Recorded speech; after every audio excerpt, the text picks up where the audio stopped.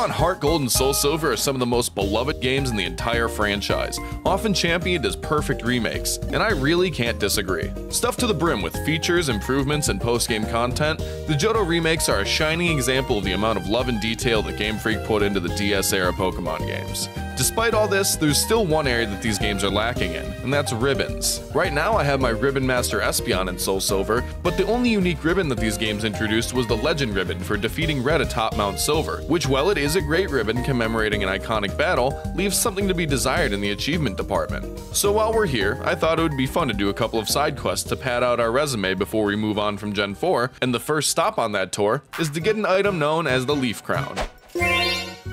HeartGold and SoulSilver had many new and improved features, and among its most notable and iconic is the addition of walking Pokémon. Walking Pokémon are exactly what they sound like. Your party lead follows you outside of its ball and is visible in the overworld. This concept had been toyed with a bit in the past, starting with the partner Pikachu in Pokémon Yellow, and then teased again in Diamond and Pearl, where in one specific location you could walk around with your Pokémon and pick up items. But HeartGold and SoulSilver took this concept and ran with it, with you finally being able to have any Pokémon follow you basically anywhere. While you're walking with a Pokémon, you're able to press A to interact with it, and a number of responses will display based on their current mood, as well as a small chance to find accessory items. But if you're lucky, your Pokémon will find something much rarer, called a shiny leaf.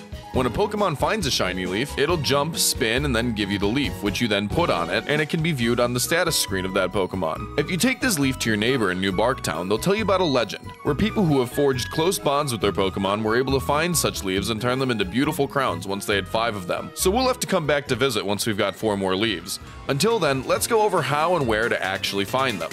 Shiny leaves are programmed into every route in the game, but not every route is a place you can get a shiny leaf. There are a couple reasons for this. For one, it's important to remember that you need to be talking to your Pokémon in the grass for it to find a shiny leaf. This means you can't obtain shiny leaves on routes that have no grass on them. The second and more complicated reason is that the routes that your individual Pokémon can find shiny leaves on are determined by its nature. Each of the 5 individual leaves has a specific location or locations where it can be found. For example, Azalea has a timid nature, which means that Leaf A can be found on Route 43, B on 38, C on 27, D on 16, and Leaf E is coded to both routes 10 and 25. To save myself from making a complicated and hard to read graphic here, I've put a list of each nature and where to find their corresponding leaves in the description for you to reference on your own shiny leaf hunts. While you're down there looking, be a homie and leave a like.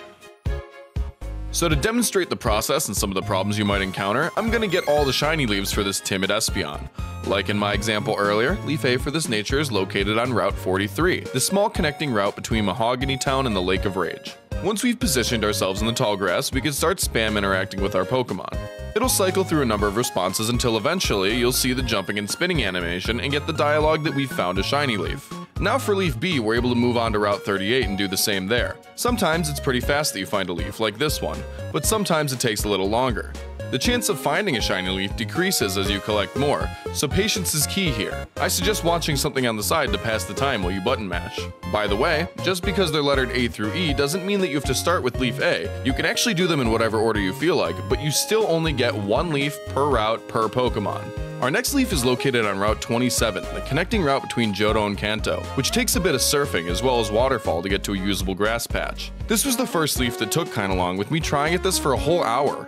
When you talk to your Pokémon a bunch, it gets annoyed with you and won't do anything but make faces and roar. While I imagine Espeon trying to roar would be the cutest thing ever, it won't get us a shiny leaf. So to put her in a better mood, I ran around with her a bunch and then talked to her until she was pissed off with me again. After a couple cycles of this, she was able to finally find the 3rd shiny leaf. We would have to do this whole song and dance again at our next stop on Route 16. Once your Pokémon starts roaring at you and making faces, just run back and forth a bit and it should be in a better mood pretty quickly so you could talk to it again. You really just have to rinse and repeat this until it finds a shiny leaf. While we're on the topic of your Pokémon's mood causing it to not find shiny leaves, I'd like to clear up a common misconception. In the official strategy guide for these games, it states that fire, rock, and ground type Pokémon with certain natures can't get the leaf crown because they're unable to find the necessary leaf on Route 33. This is because it's always raining on this route, and this puts those types of Pokémon in a bad mood since they're weak to water.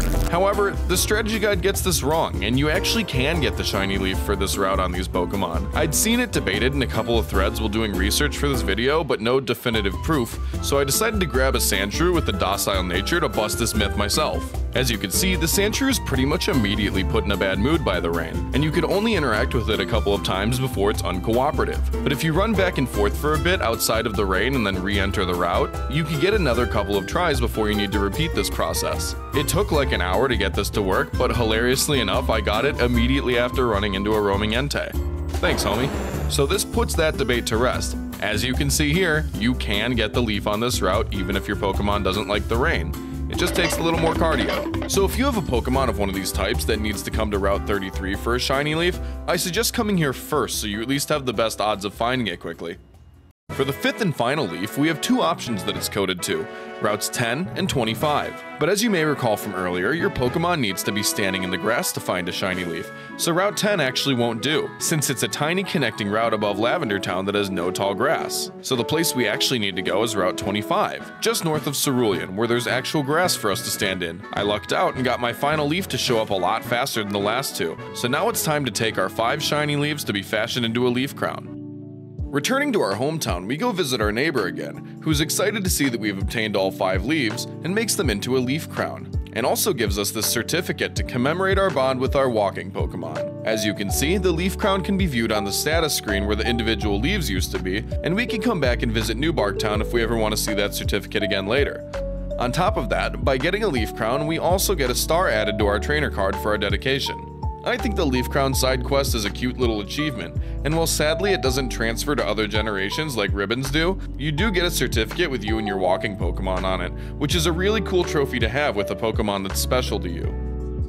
I'm working on lots of other Pokemon videos, including more side quests in HeartGold and SoulSilver, as well as plenty in the Gen 5 games. So if you liked this video or found it helpful, please subscribe to the channel. There are more like it coming. If you want to see more Azalea, watch my last video of me getting all the Gen 3 ribbons on her. Until next time, I've been Haunted, and I'll be seeing ya.